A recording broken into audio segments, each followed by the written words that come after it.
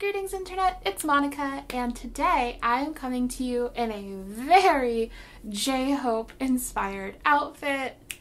Yeah. I didn't even mean to do this. I just wanted to be comfy, so I put on my sweatshirt, and then I wanted a beret, so I put on my Hope World beret. I'm excited because today I'm finally making a recent reads, what I've been reading kind of video. I did not realize that I hadn't made one of these since 2018. Like, what? Yeah, I definitely thought that I had filmed at least one this year, but I guess it makes sense because I started off the beginning of the year doing a reread of Shadow and Bone, and then I got into a huge reading slump because of King of Scars. Got into a huge reading slump, didn't read for like 2 months, and then finally started reading again.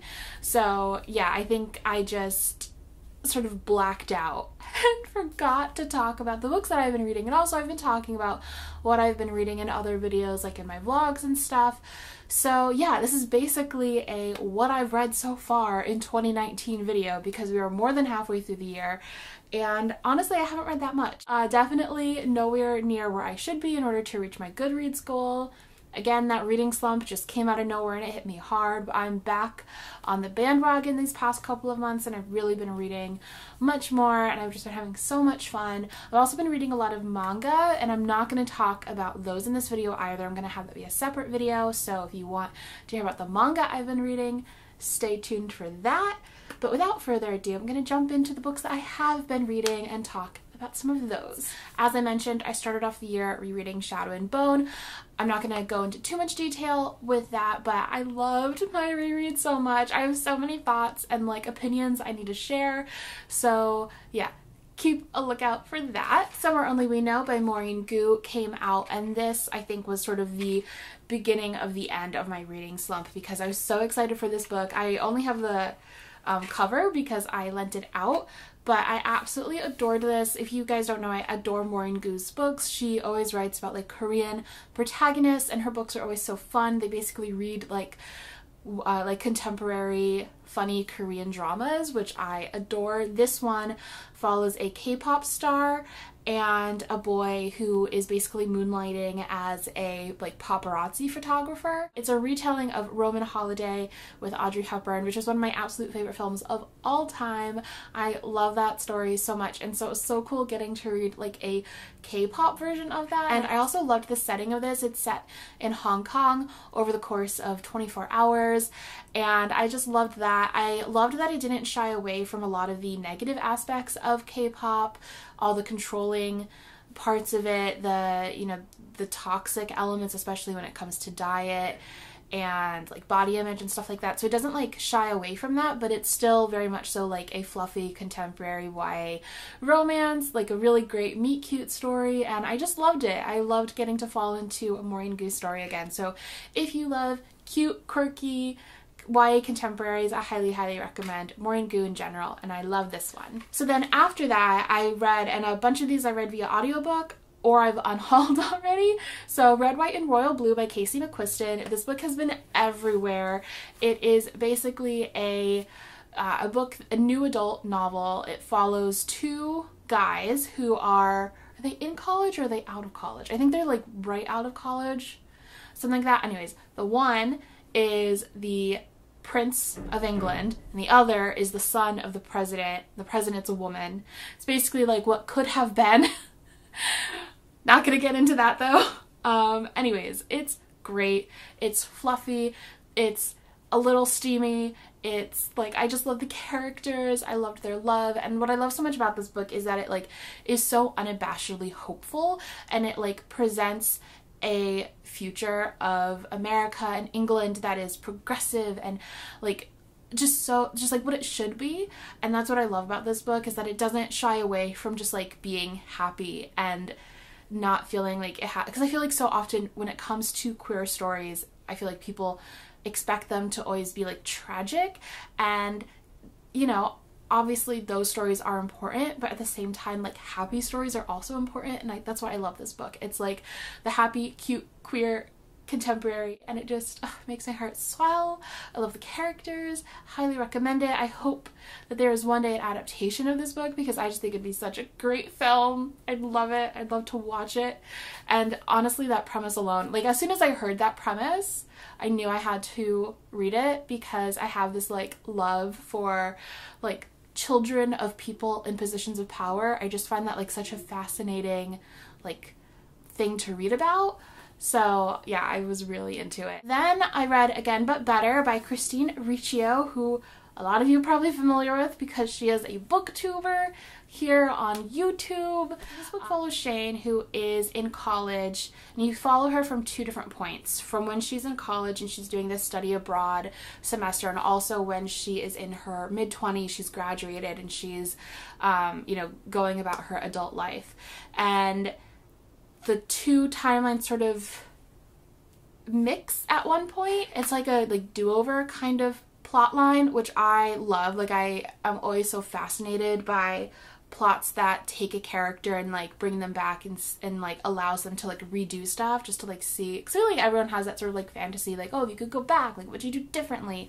And that's what this book kind of explores. And Shane in college, she's very like introverted. She is really bad at like going after what she wants, you know. She's kind of a passive character, and I loved this book. Honestly, a huge part of why I loved it is because Shane's study abroad in London like was so similar to my own experience, in that like we went literally during the same semester. Like I was there also during the royal wedding, not the Prince Harry one, the Prince William royal wedding. I was there during the royal wedding, like all of the times when she would like go travel to like different areas and stay in those like sketchy hostels.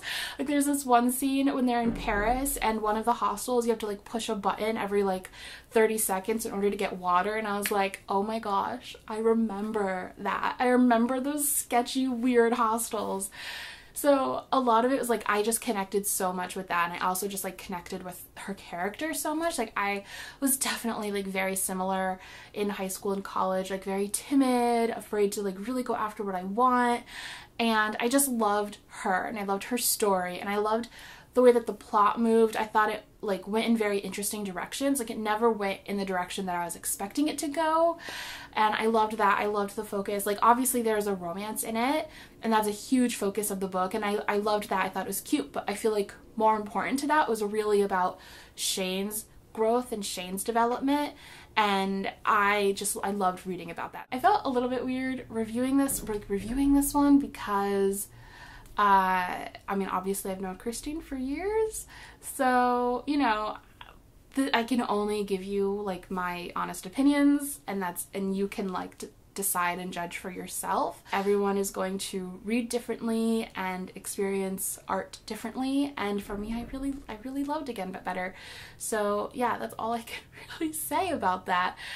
It did spark some interesting like internal like dialogue in my head just about like, so I think like one of the things, for example, that I really liked about this book is that how self-referential it is, because that's something that I really like in fiction in general. So like some of my favorite books are like the Ham on Rye series by Charles Bukowski, Caitlin Moran's How to Build a Girl series, which are very much so like basically the authors created like alternate versions of themselves and put them through this like fictional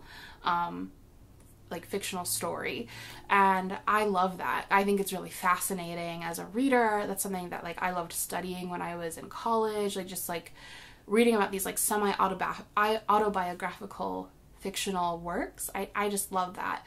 So for me, that's like not a negative thing, but I like have seen more and more, and not just with this book, but with like fiction in general, especially when it comes to women writers, people using like fan fiction terms like self-insert in order to like tear down women writers.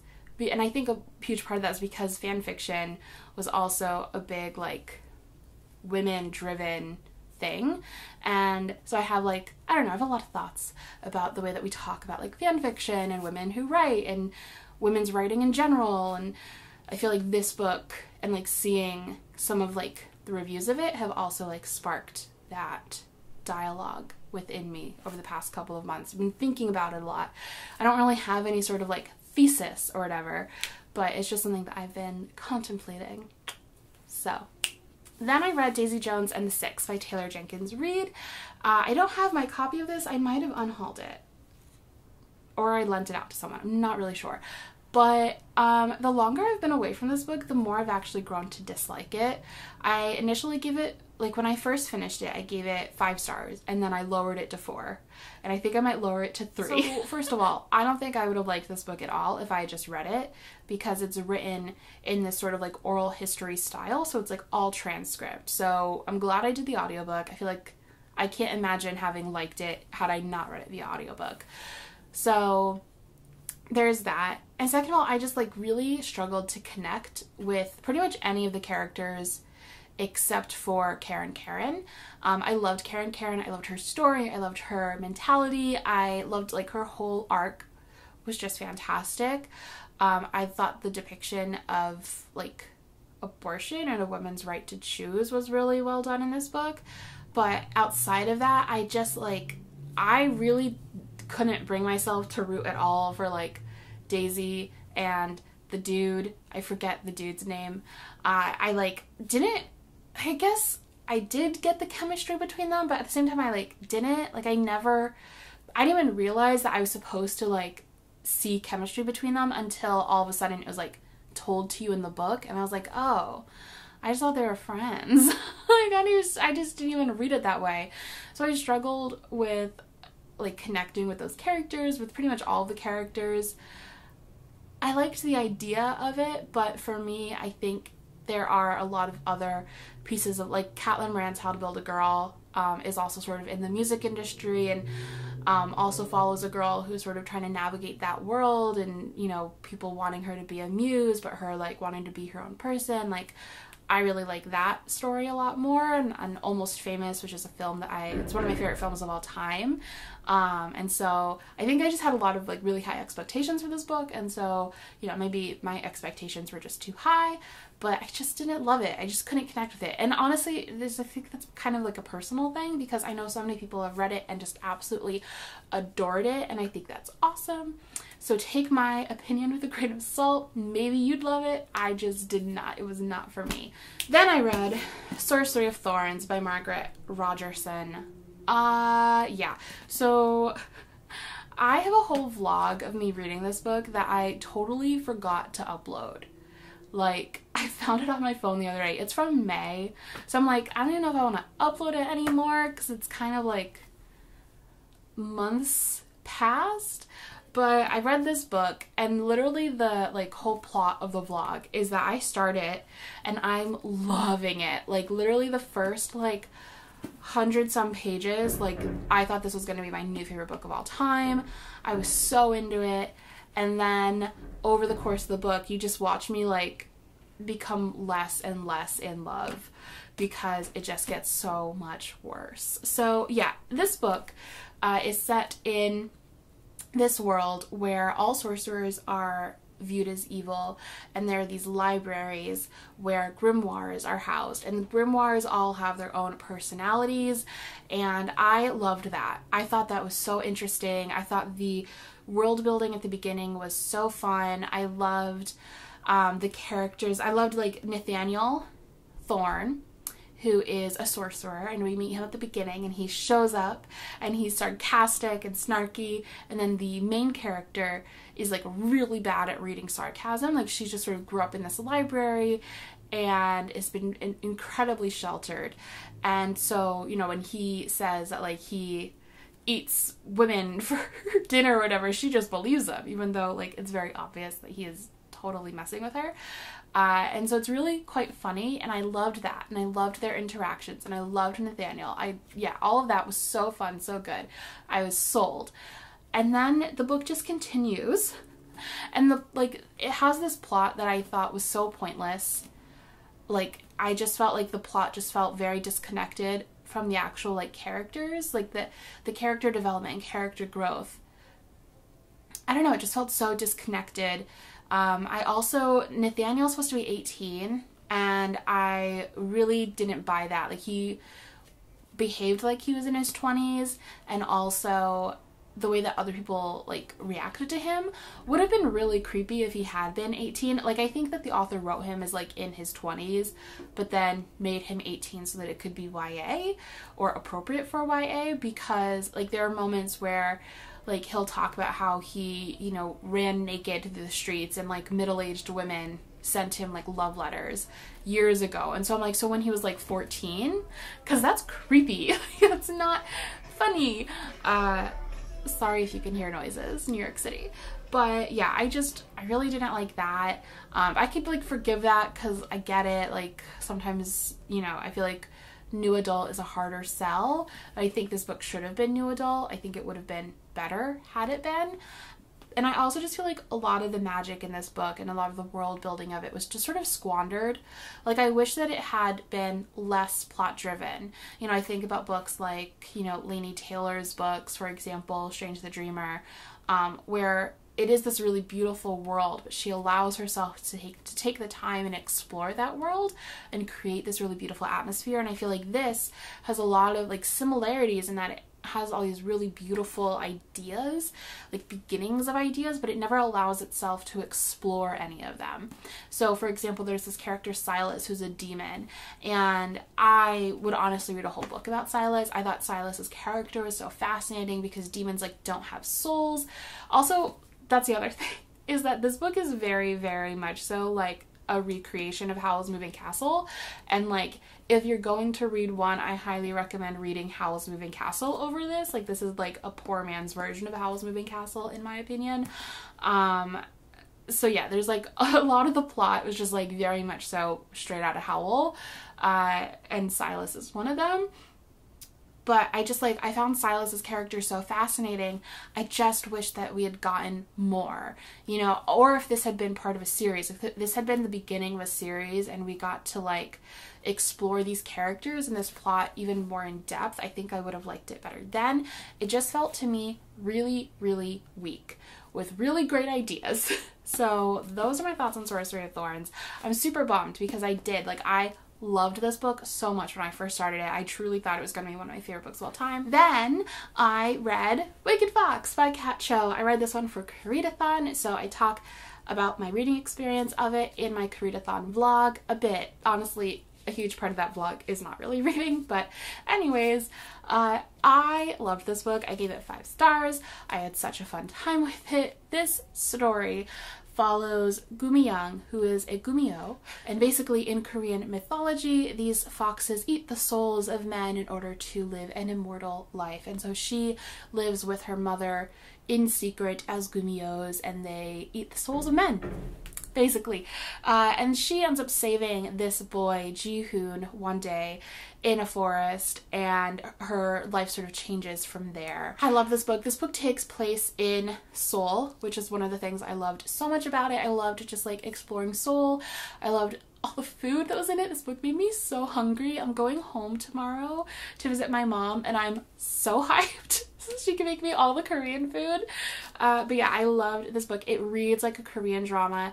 Kat Cho has talked about how she was inspired by a lot of Korean dramas to write this book, and you definitely can get the sense of that when reading it. So if you are an avid viewer of K-dramas or anime, I think you'll also particularly like this story because the style of storytelling, like the way that the plot is done, reminds me so much of the way that often like anime plots or Korean drama plots are done, which is a little bit different from like what you might find in Western media, which I think if you're not used to that style, you might not love it as much or might struggle to get into it as easily. But I mean, that might be incorrect, but I think if you do like those things, you will probably be more predisposed to like this. I loved Mi-young's relationship with her mom. I loved like the whole exploration of that. I loved her relationship with Ji-hoon.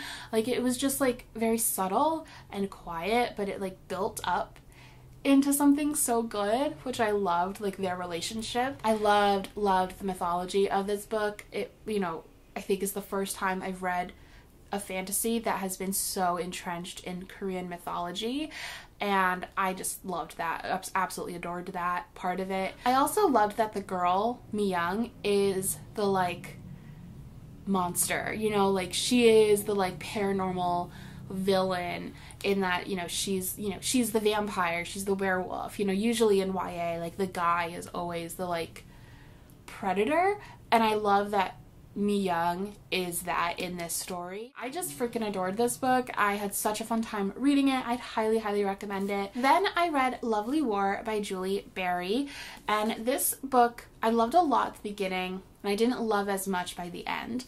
So this is a story that takes place during World War II. It's told from the perspective of Greek gods, particularly Aphrodite. So at the beginning of the novel, Aphrodite's husband Hephaestus catches her and Ares, the god of war, having an affair, and he puts them on trial for adultery, and then she tells this story, these two love stories set during World War II, and it's basically this sort of like her making an argument for the importance of love. And I loved the idea of that, and I really enjoyed the way that it was written. There's so many parts of this that I did really, really enjoy. However, I think like by the end, I just didn't connect with the ending as much. Like I felt like it was just sort of over at the end, I think I just wanted a bit more, but I did overall really enjoy it. I'm happy that I read it. I also did it via audiobook, and I really liked the audiobook. I definitely recommend that. I loved there's music throughout it. It has a full cast, and I loved Hades. Hades is definitely my favorite part, or one of my favorite parts of this book. I just loved all of his scenes. Every single time they made me just like bawl. So, I really enjoyed that, and obviously it like emotionally affected me. So I didn't dislike this book. I really did like it overall. I just think the ending for me was like just not as strong as the first like 75% of it. But as Miley Cyrus once said, it's about the climb. So overall, I enjoyed this book. I'd recommend it, especially the audiobook. Then I was sort of just scrolling through Scribd, and I was trying to check out what audiobooks were available, and I saw To Be Honest was on there. And this is a book that I've wanted to read ever since it came out. I think it's from Swoon Reads, and I've had really good luck with Swoon Reads and just enjoying a lot of their stories. So I've been interested in it. Basically, this follows a plus-size teen who her mom has been on basically this book's version of The Biggest Loser, and came back with disordered eating, and her mom and her dad are divorced, and it follows just her sort of navigating life and having her first love, and also dealing with her family and her own sort of internal struggles, which have nothing to do with her weight and really more about like what she wants to do with her life, which I really appreciated, because I feel like so often books like these, like the whole focus is like about a girl who's like trying to come to terms with the fact that like she's bigger than other girls, and I like, those stories again are important, but it's nice to have other stories and to not just have like one story that's just constantly retold. So I really enjoyed that. The book is more so about like her trying to figure out, like find the confidence in her own like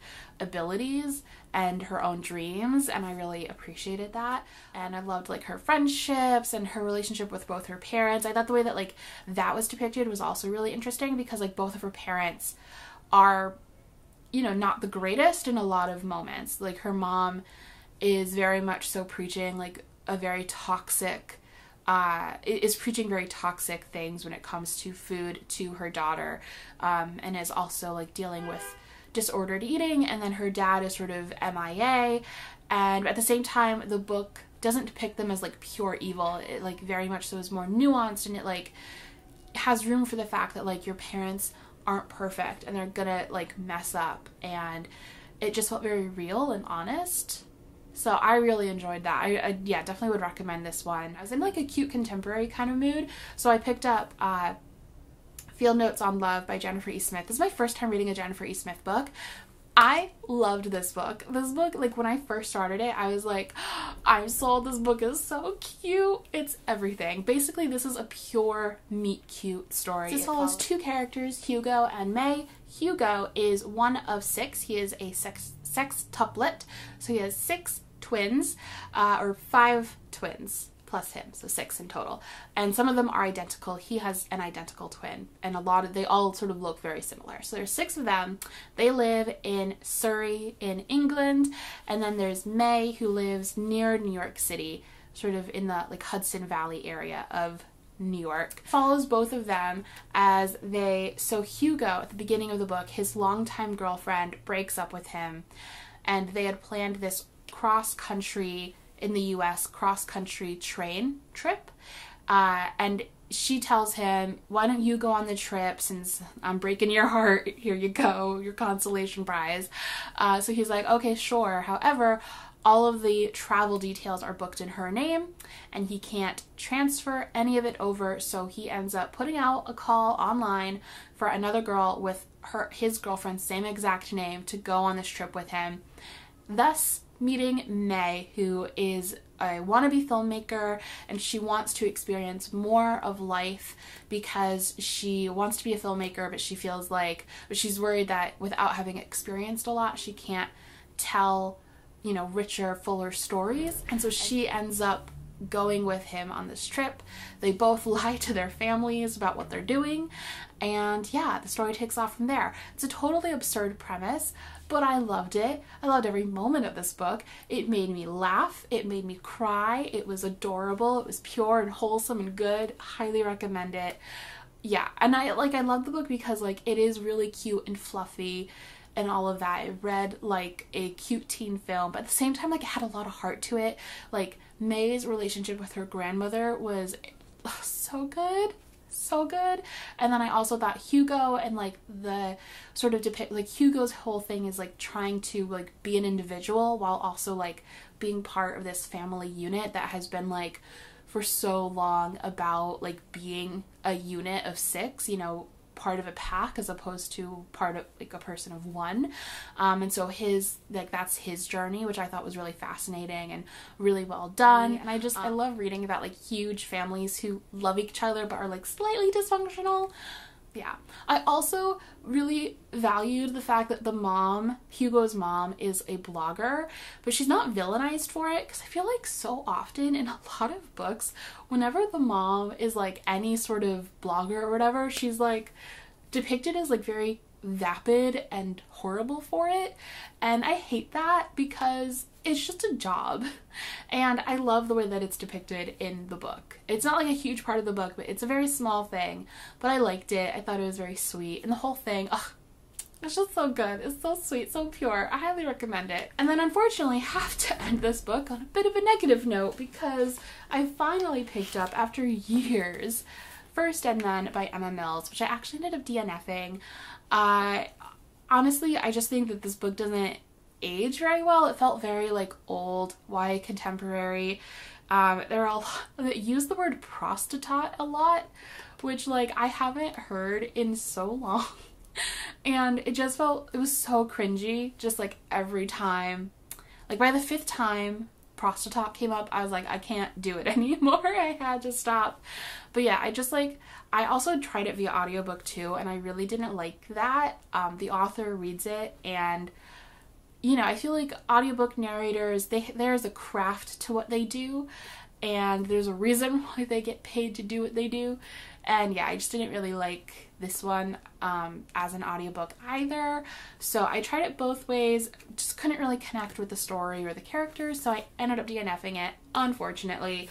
And yeah, those are all the books that I have read so far this year. I'd love to hear from you guys if you've read any of these, what you thought of them. If you haven't read any of these, I'd love to just know, out of the books that you've read this year, what has been your favorite read of the year so far. Let me know in the comments down below. I don't know, what would my favorite book of the year be so far this year? Maybe Wicked Fox? I would say my favorite read of the year would probably be a split between Wicked Fox, Field Notes on Love, and maybe Again But Better. So yeah, love to know from you guys what your picks would be, and I'll talk to you next time. Bye!